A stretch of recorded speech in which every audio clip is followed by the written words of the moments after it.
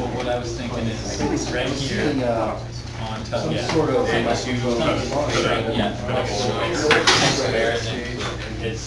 Super. All right. Okay, everybody, thanks for being here. If you brought lunch, go ahead and eat it. If you already had lunch, nice. If you're going to do lunch afterwards, I think maybe you join our speaker.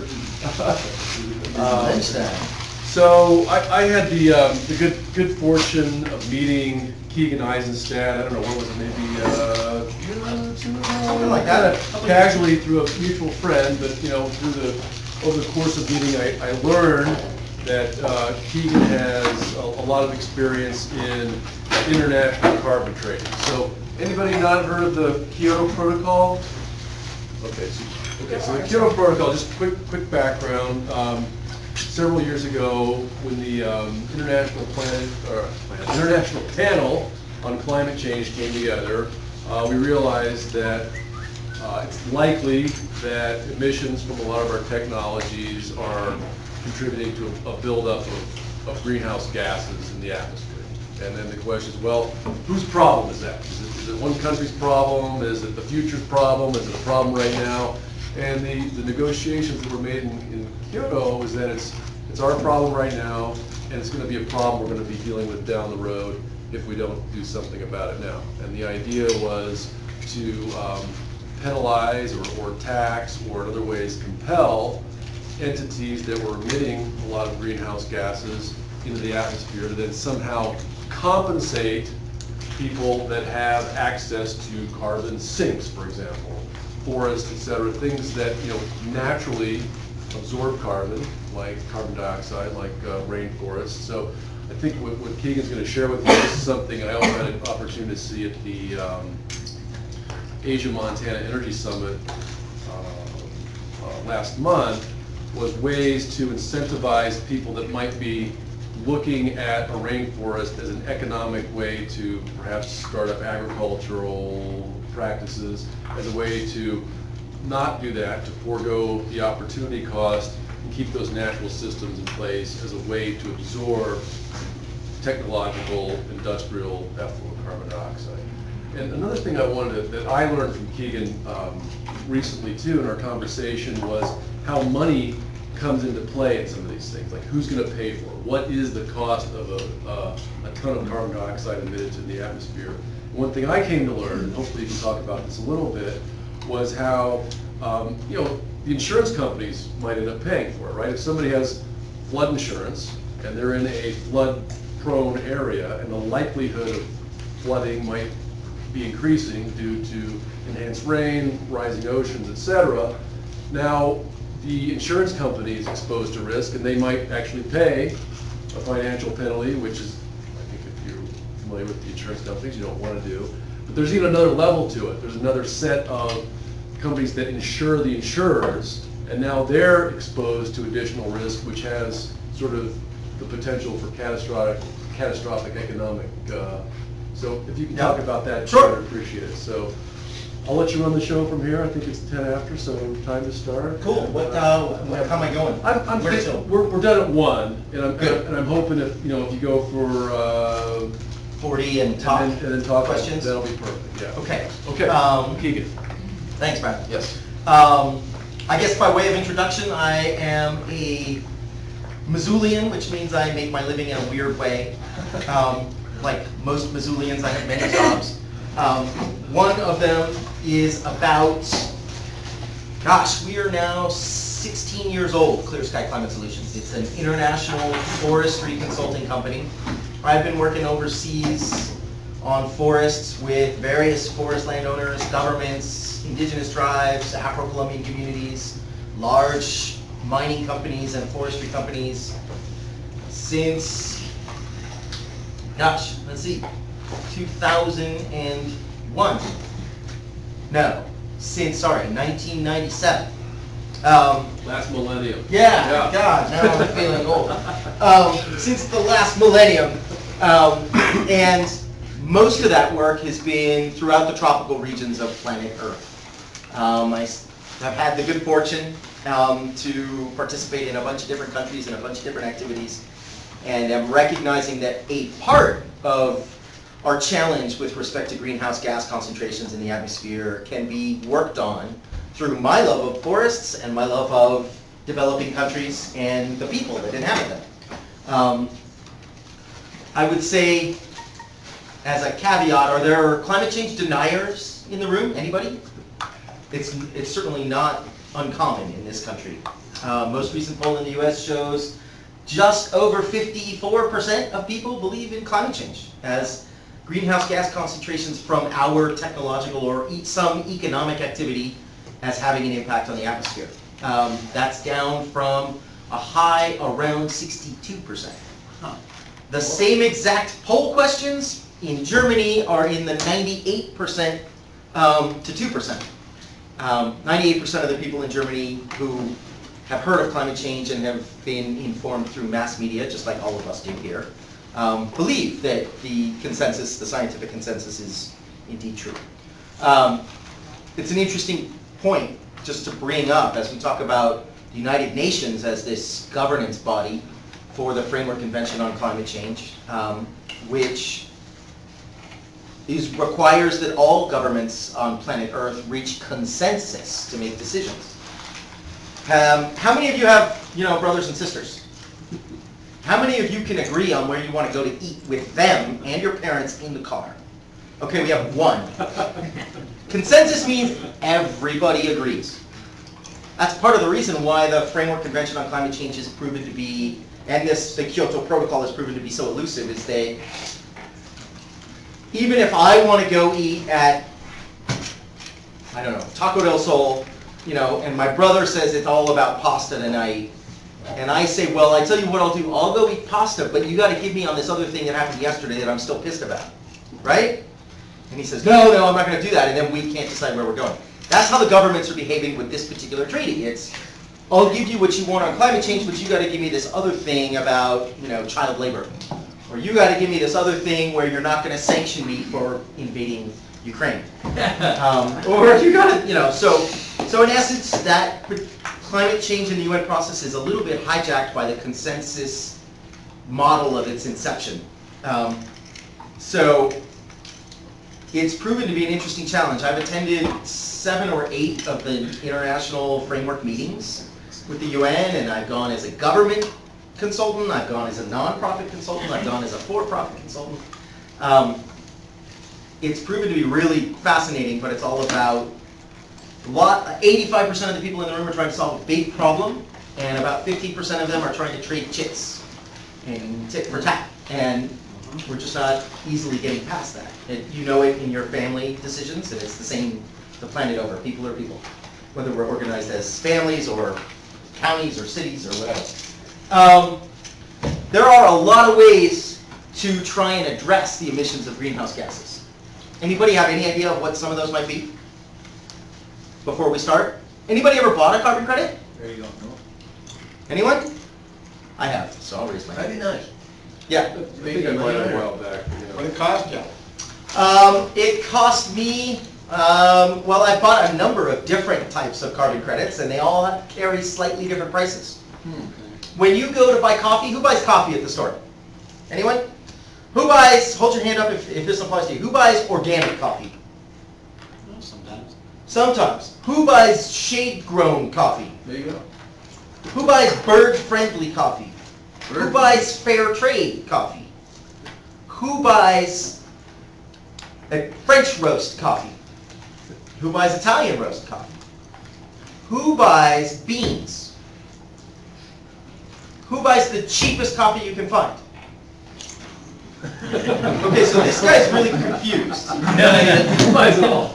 And I will say that because he raised his hand for the most exclusive, expensive brands and certification standards. And That's when he's sometimes feeling a that's- certain way and just got his paycheck. And then the rest of the time, when he's broke, living till the next paycheck, he's buying the cheap can of U-Bang. Or chock full of nuts, I don't know. Anyway, so the point is, carbon credits are just like coffee. Sometimes you go in and you're ready to spend $12 a pound for roasted beans that have a story from a particular farm in the Dominican Republic that are good for birds and good for farmers. Other times you're walking in and you just want a pound of Folgers, $2, and I'm out of there. right? Carbon credits are that way too. Carbon credits can be created from forestry, as Brad alluded to. And how would that work? What do you think? Trees sequester the carbon. Trees sequester carbon. They breathe in CO2 and they expire or breathe out O2. That's really convenient for us, it turns out, on planet Earth as well. But they sequester carbon in biomass. So as forests grow, they pull CO2 out of the air and they store them in a terrestrial sink, which is another word Brad used. Sinks of carbon dioxide are places where they hang out, right? Think of it as like a sink full of water or carbon. That could have been steam in the atmosphere, which is when it impacts light waves and frequency of light that hits and warms up the earth, and then it radiates at night. You guys know that feeling, like you feel the road or you feel your driveway at night and it's wicked hot? Or it's still warm, it's radiating out that heat. Now what happens is greenhouse gases trap that particular wavelength or frequency of heat and shoot a bunch of it back. Some of it gets out to space. That's sort of the Earth's cooling mechanism. At night, it shoots off this sort of infrared heat, which it stores up with sunlight hits it all day in the Earth itself. And then it fires it off as heat to cool at night. And the chemicals of greenhouse gases in the atmosphere actually let some of that permeate through, but it refracts back a portion of it, which is having the impact on surface temperatures. So forests are a good way. You can not cut forests that are slated to be cut. That's one way, which is avoiding deforestation. You can plant trees on former lands that were degraded, cut, farmed, ranched, now just don't support any sort of economic activity. You can plant forests there and sequester CO2 out of the atmosphere in biomass. You can improve the energy efficiency with renewable power, right? We've got a windmill in the back there. You put up, the more renewable power you put up, the less coal we burn, the less CO2 makes it to the atmosphere. Those are easily measured. It's amount of carbon dioxide intensity in a megawatt. So however many renewable megawatts you put up, you've taken out that much CO2. Transportation, right? You move from my humming Cummins to the hybrid or whatever. You improve the fuel efficiency of our car fleet across the country. You reduce the amount of fuel you use and the amount of CO2 that goes into the atmosphere. Retrofitting light bulbs. Use less power, use less coal, right? There's a whole slew of ways to reduce emissions. At the personal level, you guys probably have talked about some of those, but at a national level, the way that you have to think about doing this is you begin to regulate an economy, right? So, for example, the California Climate Action Reserve, anybody heard of that market? Mm-hmm. Yeah? What was it? So the California has its own greenhouse gas cap and trade market. Anybody heard those terms, cap and trade? Mm-hmm. There have been a lot of talk about cap and trade and carbon taxes, which is a dirty word in this country, taxes. You can't really talk about that, so we talk about cap and trade. Cap and trade currently impacts something like a quarter of the people that live on planet Earth. Those countries trade carbon. They cap the amount you can emit, and then they trade any emissions over that you have to pay for. That cap decreases over time based upon sort of a scientific assessment of what is going to lead to a future that is relatively comfortable for humans. That's the standard we're trying to meet. A 2-degree rise in overall surface temperature of planet, 2 degrees centigrade, overall rise will lead to a future that is relatively comfortable for humans. That's the great standard we're trying to achieve. Not one that is truly comfortable, but almost not too chaotic that we won't be really disturbed. This fire season's shaping up to be a doozy. The snow tell sites all around Montana are at 0 uniformly now. That hasn't happened in the memory of the people taking numbers. We just had a big front page article in the Missoulian over the weekend about gardeners, master gardeners meeting to talk about new things they're going to plant in their garden because it's warmer. Right? They're talking about how the Bitterroot River isn't going to have any water for irrigators in August, and they're going to have to do dam releases to keep the fish alive. So there's a whole lot of sort of evidence in our own newspaper this weekend about this being a challenge and a problem. I'm going to share one way that I work on that helps alleviate this challenge, but and also talk a little bit about the market mechanism that we use to trade carbon offsets. Any questions? None? We're gonna turn into Florida and start growing some oranges? I don't think we'll have enough water to grow oranges here. The regional greenhouse gas, or the regional climate model for Montana shows almost no snowpack accumulation and a bit of rain. So it's not that the amount of precip will change dramatically, it will just move from snow to rain.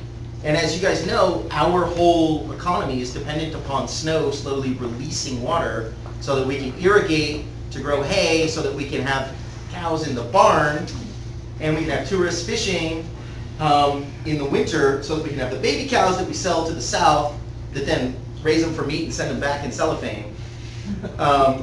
But if we don't have water to irrigate, our whole agrarian economy collapses because we don't have storage. We don't have lots of dams.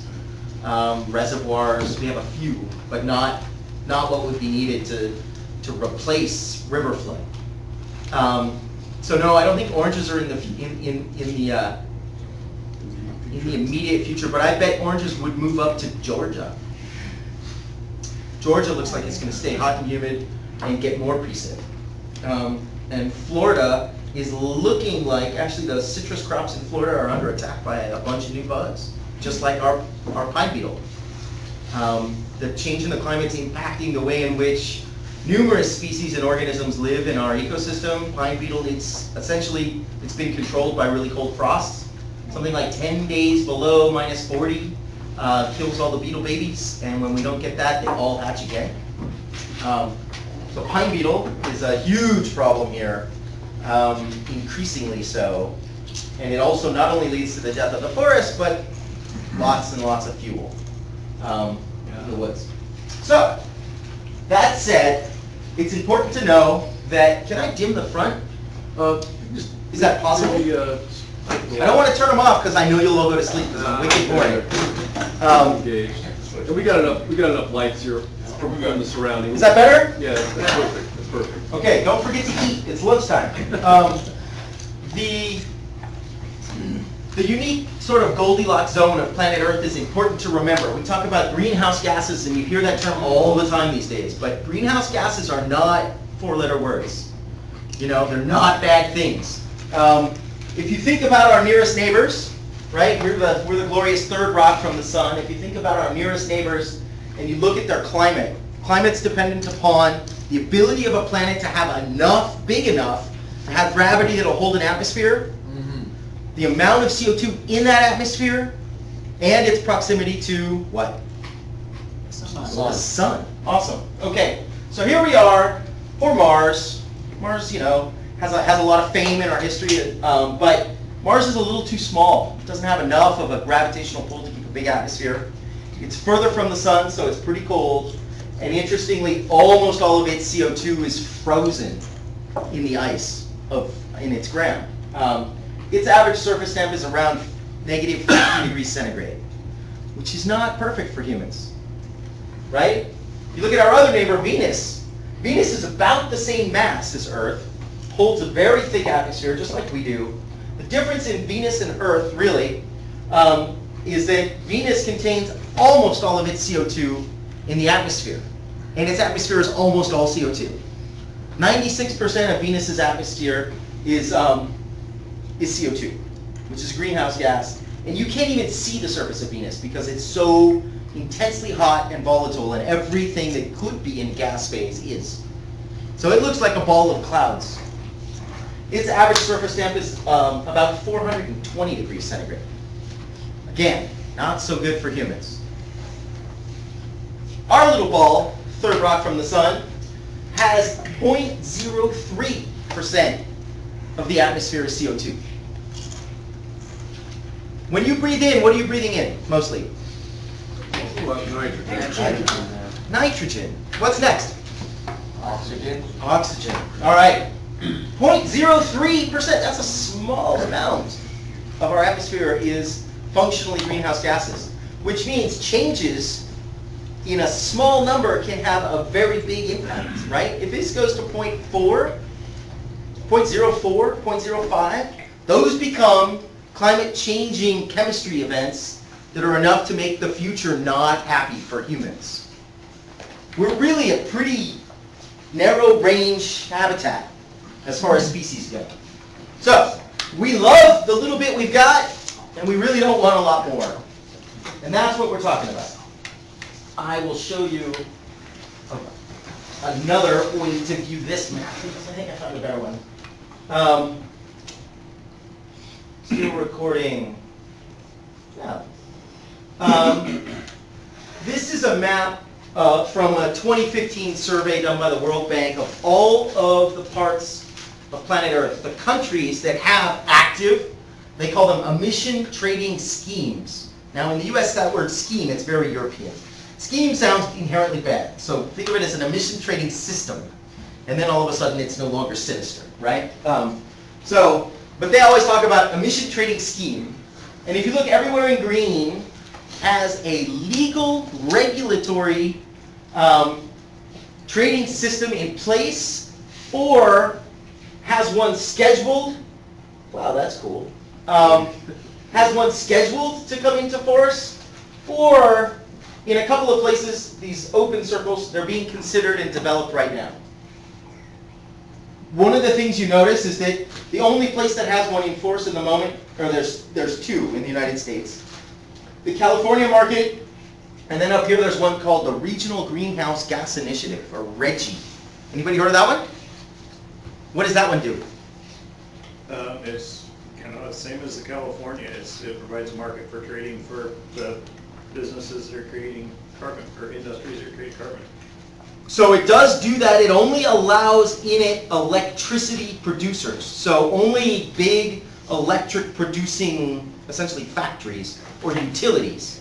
They're the ones that are capped and traded, because what happened in the RGGI, or the Regional Greenhouse Gas Initiative, they said, we got a problem in New England, we want to try and solve it, we're going to cap your emissions and slowly taper them down, but we're only regulating energy producers.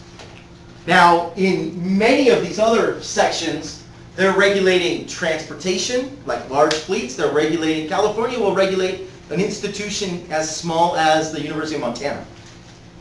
University of Montana does a footprint, they get their match, they have to taper down over time, they have to reduce their emissions.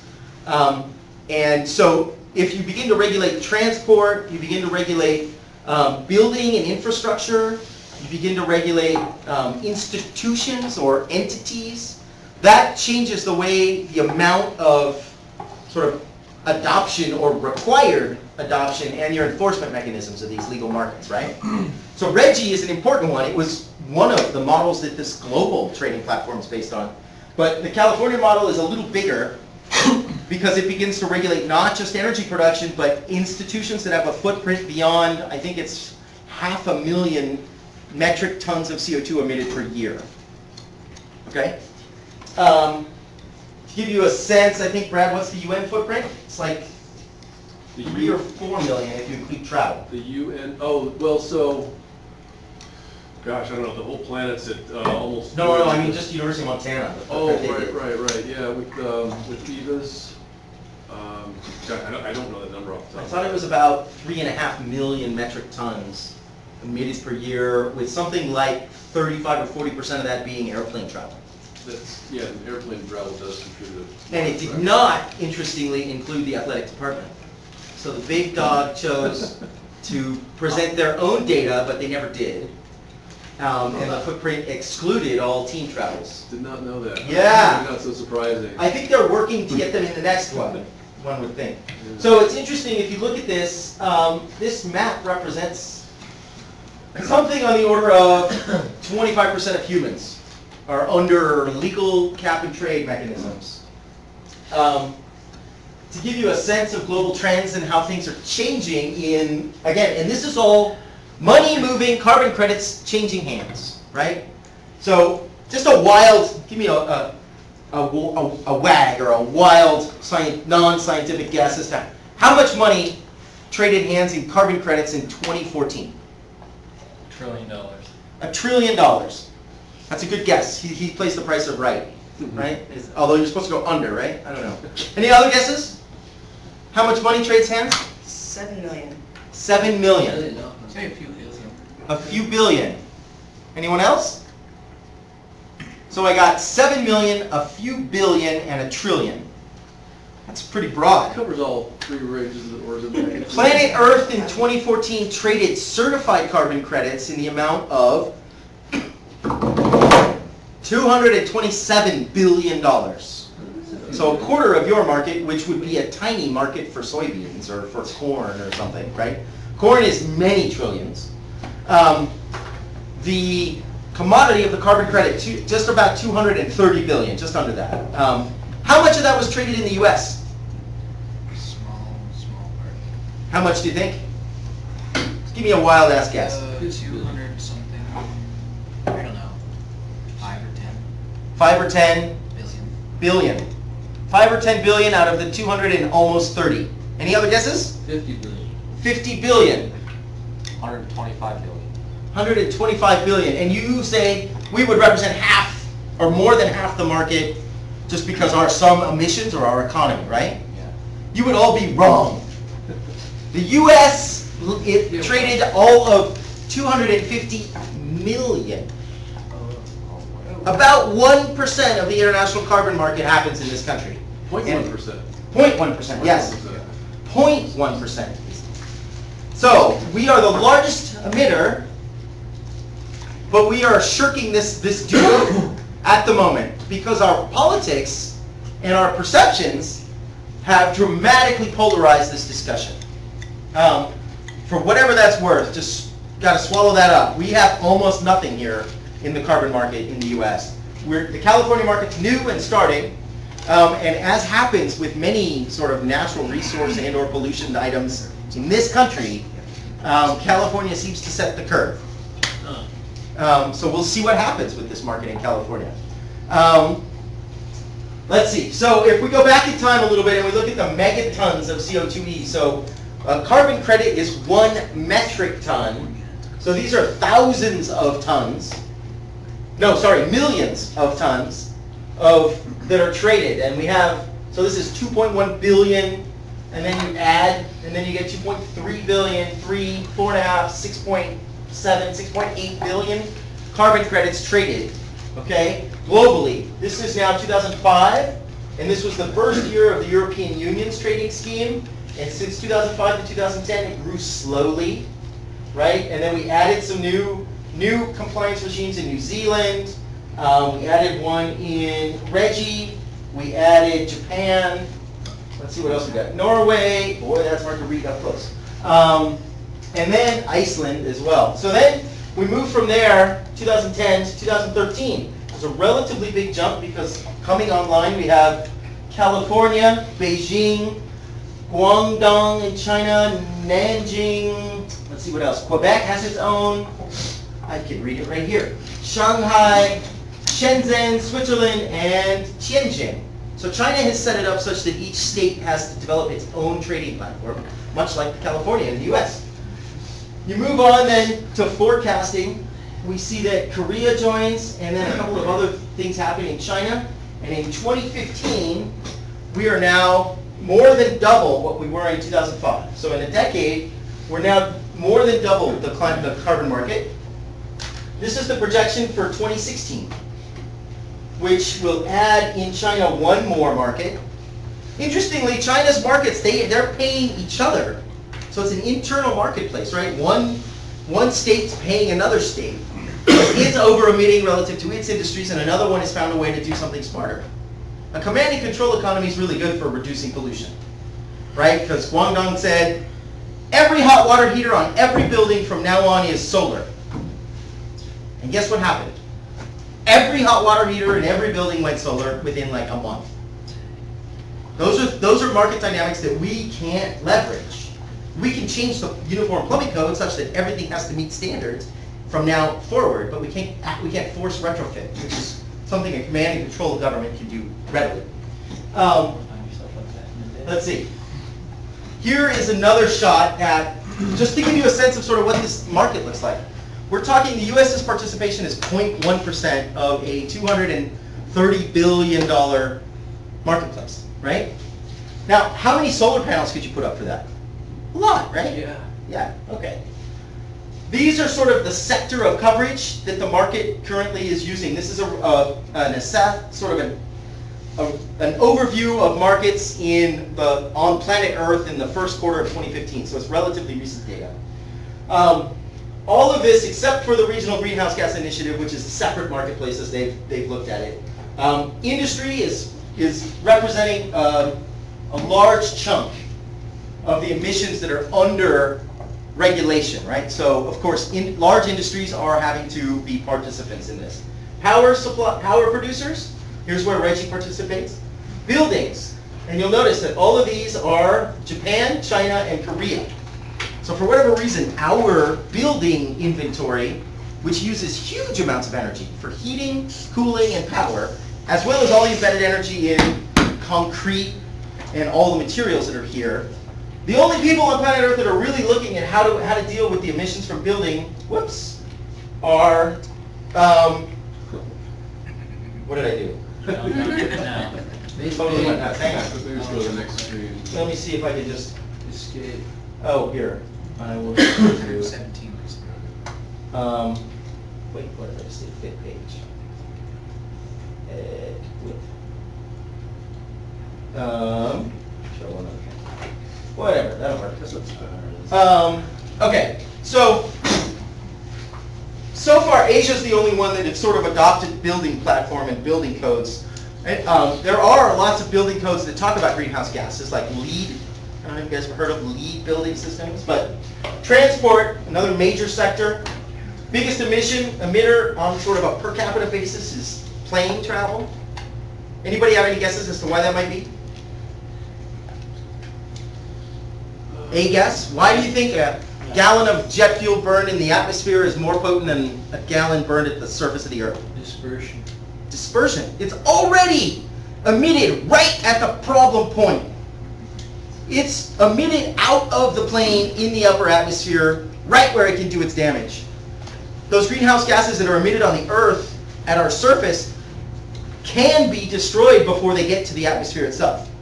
So it's called the global warming potential of the same chemical component, or the same chemical itself at the atmosphere, because if it's down at the Earth's surface, it doesn't have that same impact of capturing black body radiation and sending it back down, because it just moves through it, right? Okay. Waste, this is mostly methane from decomp, right? There are lots of greenhouse gas carbon credit generating projects that capture methane from landfills, use that methane, they burn it as a fuel, they generate power, or waste heat. So you can totally use garbage as renewable fuel. It's a great thing. We do that all over the world. Forestry, New Zealand has a very formal recognition of forestry in its carbon market, but forestry is about 18 to 20% of the emissions come from land use activities on planet Earth. Cutting trees to put up soybeans, cutting trees to put up cows, cutting trees to grow sugarcane. Interestingly, we cut trees to grow sugarcane, then we take the sugarcane and make biodiesel. So there's a whole slew of interesting ways in which we're using and thinking about the future, but there's unsustainable chains along the way. Okay, 2 in 5 people, so 40% of humans live in a jurisdiction that is either considering or has an emission trading system, and it's found in 4 continents at the moment. Okay, let's see, what is this? Okay, one last sort of freaky graph for you all, just for fun, because, I know Brad likes them. Interestingly, I learned 2 good things about Brad this weekend. I don't know if you guys have all heard about this, but one of the things that I learned about Brad is not only is he, invested in the future of planet Earth, interested in the future leaders of planet Earth, but he makes a hell of a good pina colada too. They came garnished with coconut sugar, toasted coconut sugar. That was quite a touch. Okay, so. It's all about the shirt. Yeah, the shirt was good too. I'm saving that one for later. The bartender shirt. Anybody know what chemicals are greenhouse gases? I should stand in front of this so that you can't see it. Can't see it anyway. You guys can't see it anyway? Must Can- feel wicked. Superman I eyes, can't read I it. have no clue what it says except the global GDOT area. All right, I tell you what, let's go this way. There we go. Sorry. Let's see if I can, yeah, there you go. Can you still get stand in front of it? Is that better? Now, okay, so all we talked about is CO2, right?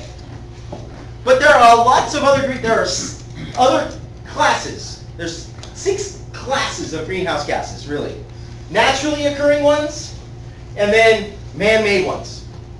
Okay, so the naturally occurring ones are methane, which happens when anything sort of gets decomposed, right? In an anaerobic environment. CO2, which by and large is the biggest, most abundant and present of them. N2O, right? This comes from fertilizers and agriculture mostly. This comes from burning fuel and or cutting trees. Methane comes from the decay of organic material, digestion by livestock, or fossil fuel extraction. So these are naturally occurring. These we made. And this is a hydrofluorocarbon and a perfluorocarbon. These were often refrigerants, aerosol solvents, fire retardants. This one comes out of aluminum producing. Sulfur hexafluoride, SF6, is electrical transmission equipment, and also used in welding. And then we have, what is that? NF3, which is all about high-tech waste, right? Trifluoro nitrogen? Nitrogen trifluoride? Yep. It's computer circuits mostly. All of those are emitted through all human stuff we do. The sum total of our economic activity emits this stuff. What we've done is, because this is the most abundant, we've normalized all of the other emissions to that, right? So, for example, the global warming potential I talked about, the chemical global warming potential of methane is 4 times that of CO2. So if we talk about a metric ton of CO2 as a carbon credit, you only need 1/4 of a metric ton of methane to get a carbon credit. Or you need, in the case of nitrogen, it is N2O, I think it's 21 times as potent. Or did I just mix those up? 21 times as potent. So you need 1/25 of a ton of this to generate a carbon offset. Right? Does that make sense? I have dollars, you have pesos, he's got euros, you have Chinese yuan. We're all going to pay for the same burrito. And we all know what the burrito's price is in euro. We all know how much money we have to give because we know what the exchange rate is, right? Does that make sense? It's the same here. We have an exchange rate between all these chemicals, but the price of whatever good we're buying is in CO2. Cool? So the market talks about metric tons of CO2 equivalent. That means the project doesn't have to be CO2, it could be nitrogen. I could be harvesting methane out of a landfill. Okay? All right, let's see. So let me just shrink this a tiny bit. Just to give you a sense, a little bit of what the relative coverage of the various important markets are in terms of the percentage of the total 230 billion that was spent last year. Okay, a large chunk of that market is the European Union emissions trading scheme, and its coverage is between 30 to 60% of the marketplace. Okay, Kazakhstan has a really big market. Now, why would that be? What goes on in Kazakhstan? Oil, lots of it. It's the Wild West of Central Asia. Almaty, I was in Almaty not that long ago, and I felt like I could have sidearms swinging into the bar. Like, it was totally Wild West. Crazy. Switzerland has a little market. Korea, China, Japan, New Zealand, California. Okay? Let me see, I think that there's one more. California oozing into Quebec, and this is the Regional Greenhouse Gas Initiative. So we're starting to participate. Yeah? Okay, let me, yep, that's all I wanted from you. Thank you. So I did better than this slide, right? We did better. Another thing to think about that's interesting, is, this looks lovely, right? It's all crazy stuff all over. But the point is that the Europeans, this is where the credits are produced. Now the credits, again, transport, building, energy, industry, forestry, land use change for agriculture, application of fertilizers, no-till agriculture, all sorts of things impact CO2 emissions. The thing to note is that Europe buys them all, mostly, right? The US makes a bunch, we buy a tiny bit, and the green ones are forests, the blue ones are industrial. But the point really to notice here is that the European Union scheme, like I just showed you, is the big chunk, the big heavy on the planet. This is another way to represent, they're sucking in everybody's carbon credits. Quick question for you. Yeah. How do you verify these? What's the verification technique? Okay, so that's a great question. Let me clarify. When you say verification technique, you mean verify which? Well, The sale, the purchase, the creation? Yeah, the carbon offset, and then you say you're gonna buy a forest in Venezuela or something to offset your carbon issue in the United States. Who's going down there to make sure that forest is bought? So, that's a great question.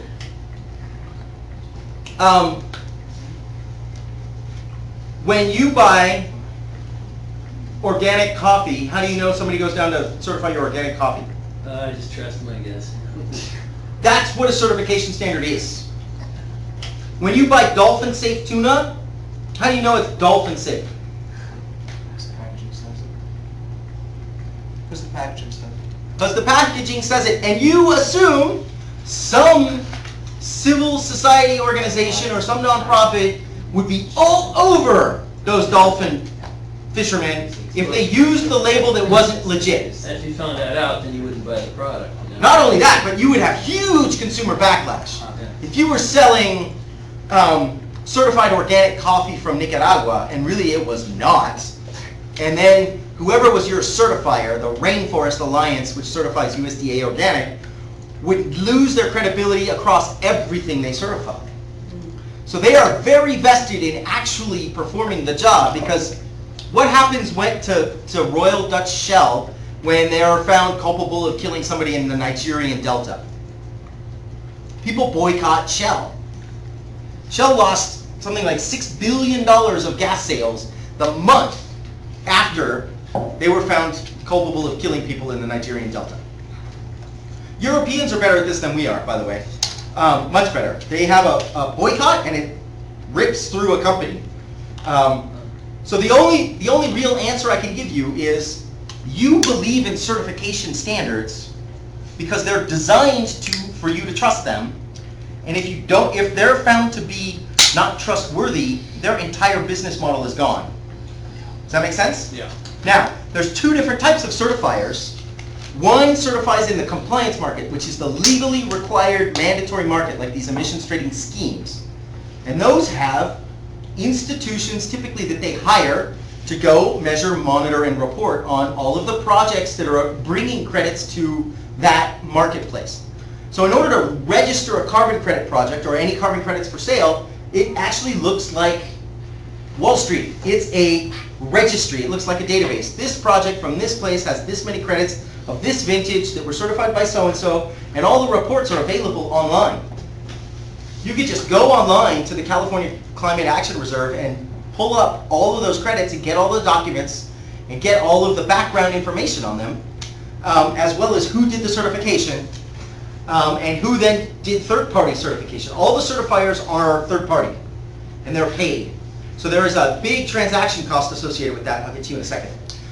So in the voluntary market, so in the regulatory compliance market, the law that set up the market sets up the certification program. And you can't actually register credits for sale without having passed certification. That also includes a follow-up visit after the fact to make sure that what you said you did, and you maintained for whatever lapse of time that you promised.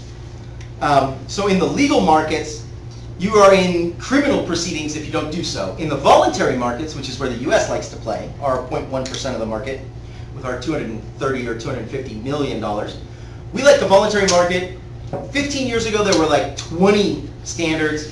Functionally, now there's really 2 or 3, right? It was like the dolphin safe tuna. There were 20 different standards, and everybody used a different one. And over years, they sort of merged their protocols and their procedures, and now there's 1 or 2. And so in the voluntary carbon market, you use third-party certifiers, again, under the verified carbon standard, or in some cases, you use the California Climate Action Reserve. So that there's a whole business of people that certify carbon projects. And then once they're certified, you can register the tons for sale. So there's a whole cottage industry of people that are the certifying agents for this product. Yeah? So, the carbon credits, they're extracting it, and then they're combusting it, and then they're reporting up on the amount of tons that is released into the atmosphere, and that, the tons that is released is actually tracked and like taken account of, and then put like a number on, like Yep. tons. Yep, it's an inventory. And they buy and sell that? Okay, so they don't, let me back up just to clarify, because each sort of different sector of economic activity has a different way that you measure, right? Because if I'm measuring transportation and I'm a plane company, right? I know how much fuel I burn going from New York to LA. I know how much carbon is in that fuel. I know if I burned it, it's now CO2 in the atmosphere. Okay. Okay? So that's my, and almost all of these carbon market mechanisms have a baseline year. So if you're Delta, what did you burn in 1990? Right? Okay. Per plane or per passenger. Fuel we had. Total fleet Alright. for that year, what'd you burn? How many passengers did you have? That's your per passenger figure from 1990. What do you do now? You have that amount, that's your baseline. You gotta get that target and down. But they're not expected to be accountable for the emissions, right? But They are. In Europe, they're accountable for the emissions. If they want to like reside under the umbrella, like the compliance umbrella, and like be known as like environmentally friendly, then they do, but it's not like. So, interestingly, if you operate in Europe, you're legally required to be in compliance with emission standards. If you operate in the US, you are not. Okay. In the US, if you want to voluntarily comply with the standard, then you buy typically voluntary credits, which cost less, right? But it's not a cost of doing business. But if you operate your fleet in Europe, which Delta does, and their fleet in Europe has much better fuel efficiency than their fleet in the US. They put the newer planes there because they emit less because they're required to emit less. So they're saving more money, and they're taking accountable for it, and they're getting more customers because Yes. they are more environmentally friendly? Well, but the environmentally friendly argument in Europe doesn't apply because every airline, that's a baseline for all of them. They all have to perform the same pollution standards. But in places in the world that aren't covered by a trading scheme, you don't have to comply with a pollution standard. You can voluntarily choose to do so. And the way that Delta does that in the US, you go to delta.com and you buy your ticket. On your checkout, it says, would you like to offset the emissions from your thing on a project? And they use certified, verified, voluntary market products. But they just slip the cost of that to you.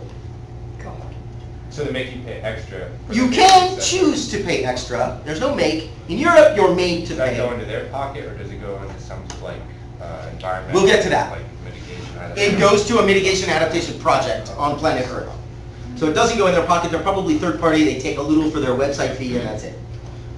But it will go to pay to create the project on planet Earth somewhere. And they'll tell you what project they use and where you can go for all the information on it. They're big enough that they have reputational risk. If Delta were to screw up and lie to you, and somebody found out, they would be in big. The reputational risk that they would have is significant, right? Because you can fly another carrier if you know they're liars, right? Right. And all you need is a How do good you muckraking know that reporter. they're liars, though? What's that? You don't know that they're liars. But if they tell you what project they're using, and somebody You has got some sort of gone like to verify that. national or international stamp on them? Yeah, yeah. They can't sell them unless they're registered somewhere, which means a third-party auditor has gone and verified that they exist. So there is credibility, right? That was his question, basically. How are they certified? And what I'm telling you is they're certified both by good intentions and by fear, which is how almost all markets work. Well, is there like a government, like Gestapo coming in, like you gotta report, like, or we're gonna... Yeah. I mean, it's the same as like your milk freshness data in Montana. They shut you down? Yeah. They shut you down or they pull your credits off the registry for sale and you have to pay back everyone that bought one. That's what's happened in the past. Other questions? Marketplace dynamics? A typical transaction. So let me go from macro to micro, because this question is really, it's a micro question. What happens to my $7 when I give it to Delta when I bought my ticket? Okay?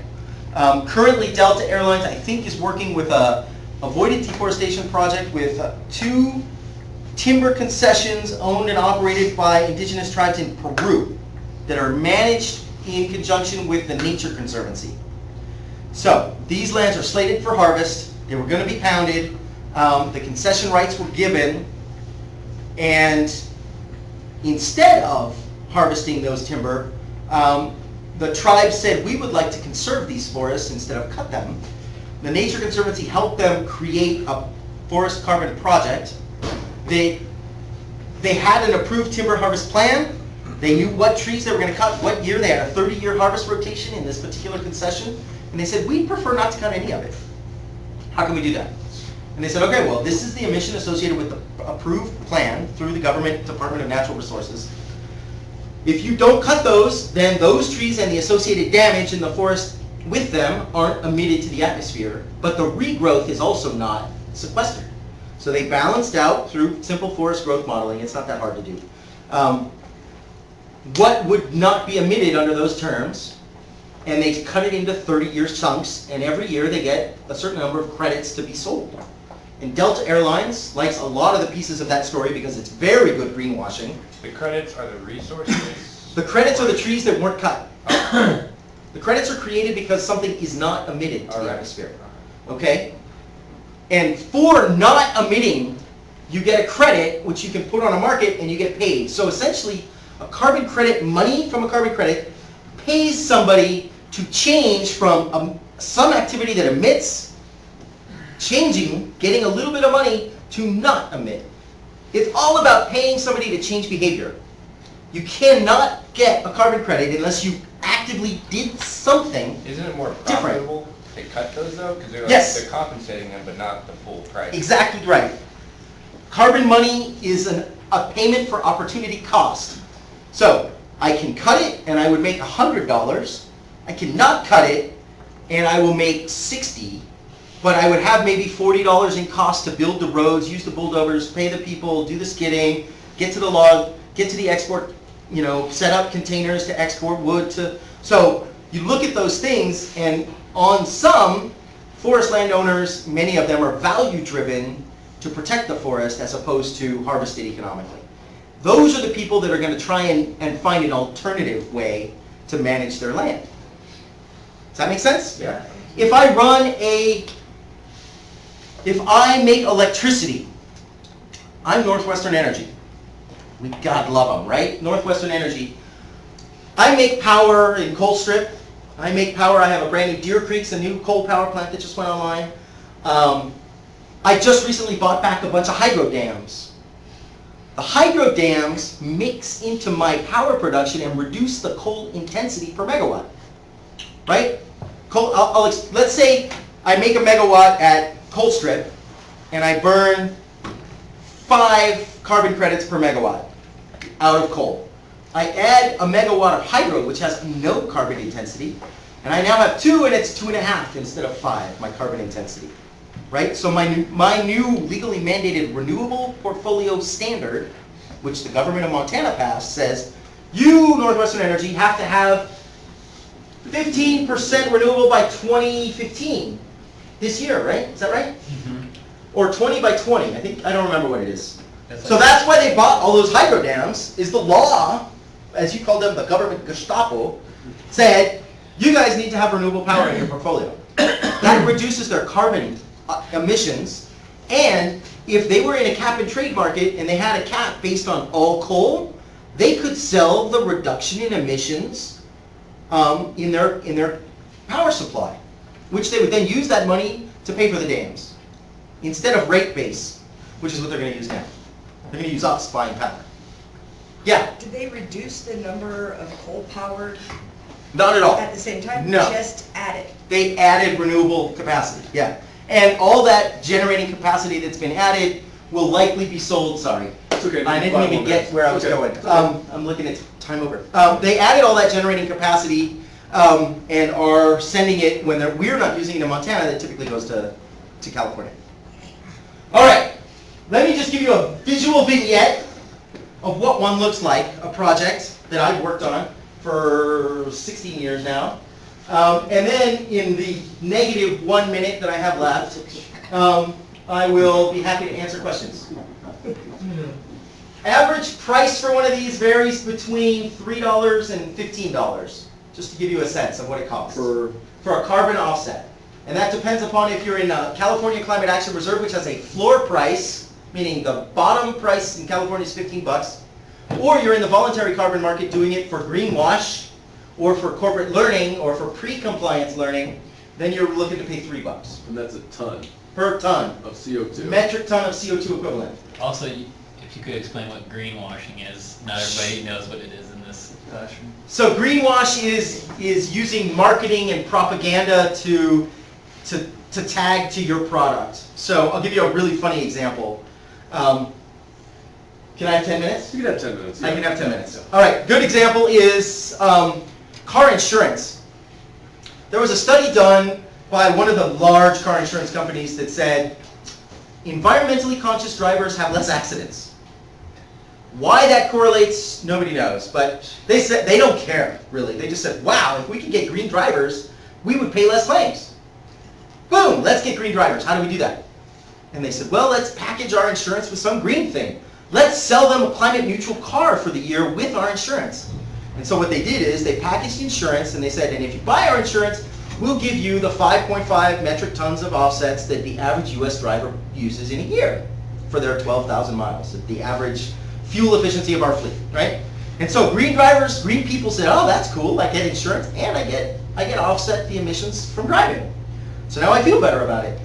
So for the 30 or 40 bucks extra in carbon offsets, the insurance company got a new client because they packaged their normal product with something that was green. So greenwashing is what I call it. It's sort of it's relatively insincere co-branding. Not value-driven, but market-driven. Does that make sense? Okay. Here's we've been moving through all these, haven't we? Okay, sorry, I didn't know we were moving. It's okay. So these are our employees in Panama. This is the baseline land use.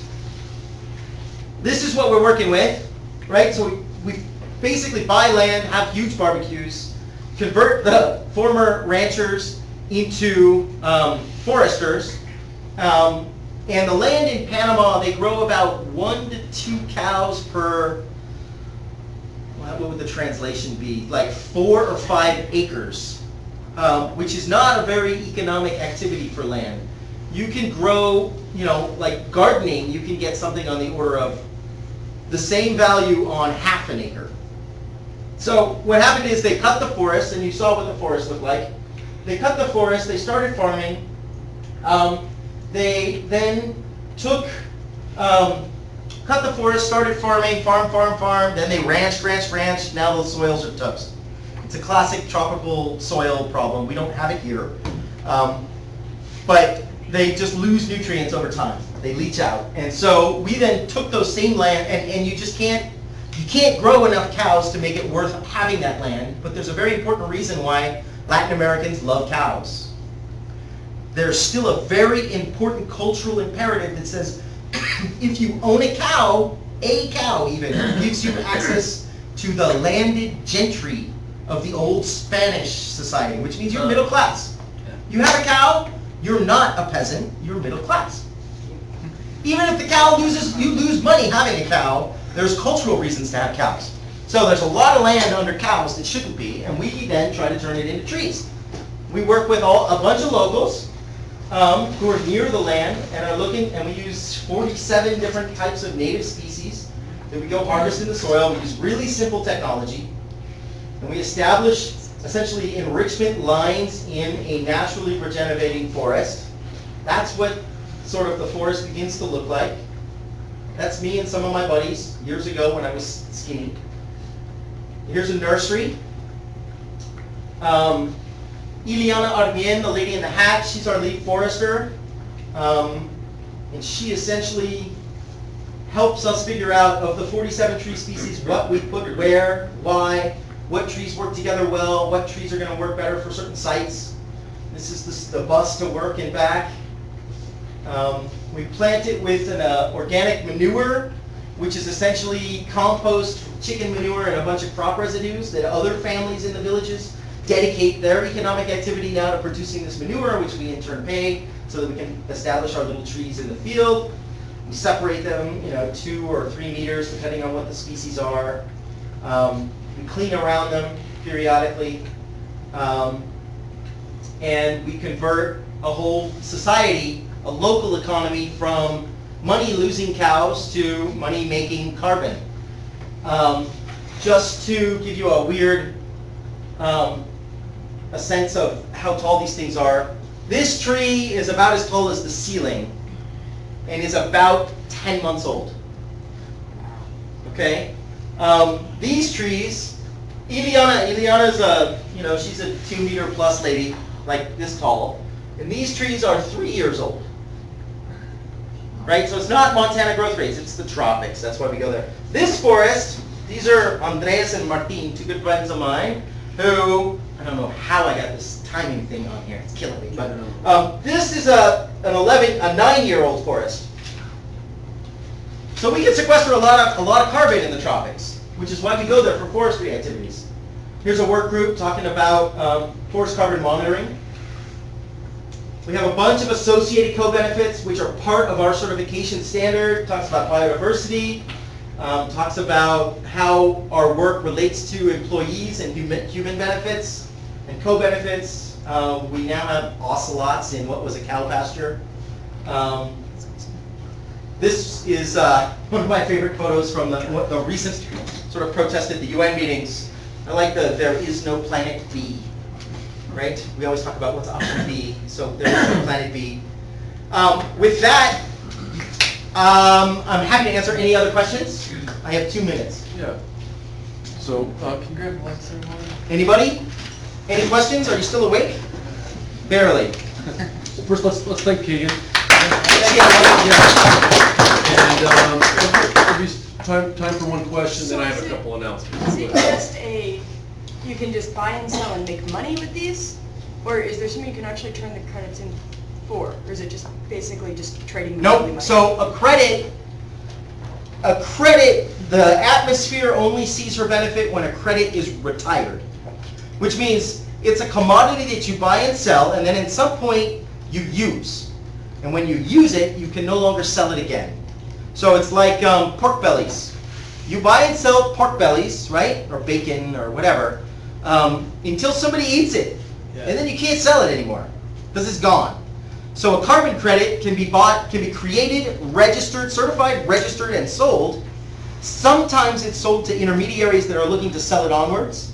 Usually it's sold to the end user that retires it and pulls that atmospheric benefit and then retires it not to be traded again. But there are intermediaries that have a business model of buy low, sell high. But that kind of carbon speculation is dramatically reduced since 10 years ago when the market was brand new. Good question though. Okay. Thanks once again. Sure. Okay, just while I have you all here right now, we just need a final list of names. We're gonna go to Judith Gap on Monday.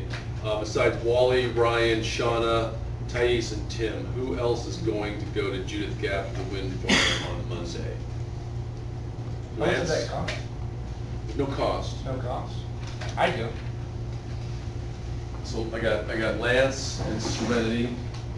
We'll put you on the list. Going once, going twice.